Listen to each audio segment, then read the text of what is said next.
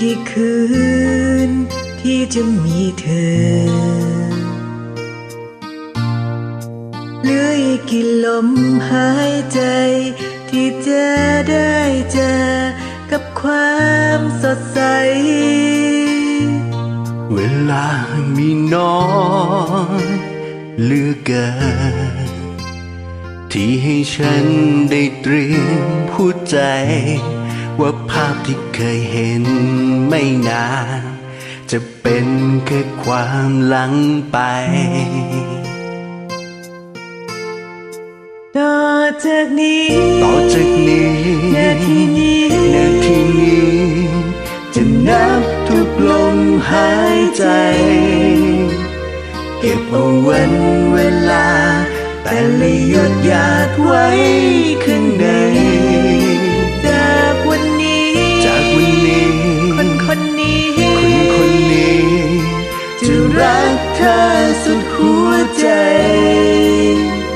และจะย้ำซ้ำๆจากวันนี้จนถึงวันไกล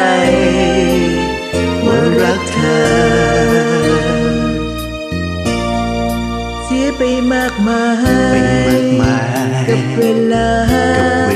ที่มันเลยผ่านเสียดายที่วันเมื่อวานที่ทำให้เธอมันยังน้อยไปเวลาที่เหลือทุกนาทีจากวันนี้จนวันสุดท้ายฉันจะเฝ้าทำทุกทางทุ่มเทให้สุดหัวใจต่อจากนี้นาทีนี้จะนับทุกลมหายใจเก็บเอาวันเวลาแต่ละหยดหยาดไว้ข้างในจากวันนี้คนนี้จะรักเธอสุดหัวใจและจะย้ำซ้ำๆจากวันนี้จนถึงวันไกลว่ารักเธอ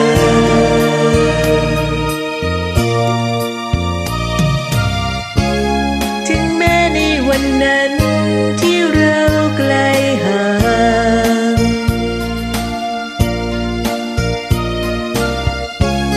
ในคืนที่อ้างว้างก็จะมี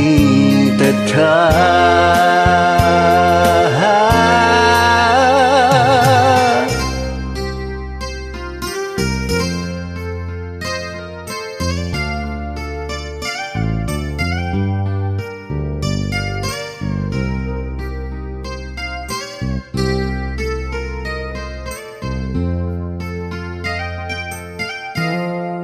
ต่อจากนี้นาทีนี้จะนับทุกลมหายใจเก็บเอาวันเวลาแต่ละหยดหยาดไว้ข้างในจากวันนี้คนนี้จะรักเธอสุดหัวใจและจะย้ำซ้ำๆจากวันนี้จนถึงวันไกล